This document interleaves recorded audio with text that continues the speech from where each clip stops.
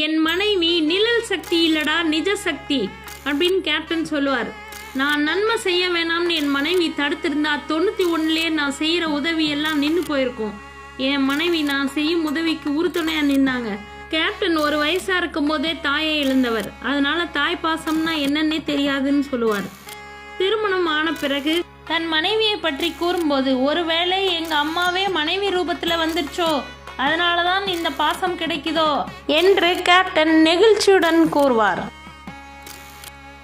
என்னைக்காவது உங்க கணவர் படிக்கலன்னு ஃபீல் பண்ணிருக்கீங்களா அப்படின்னு நிருபர் கேட்ட கேள்விக்கு அந்நியார் அவர்தான் எல்லா பரிமாணங்களையும் தன்னுடைய நடிப்பிலும் தன்னுடைய பேச்சாற்றலிலும் கவிதையிலும் வசனங்களிலும் நிரூபித்திருக்காரே, எல்லாத்தையும் விட மனிதனே மிக்கவர்.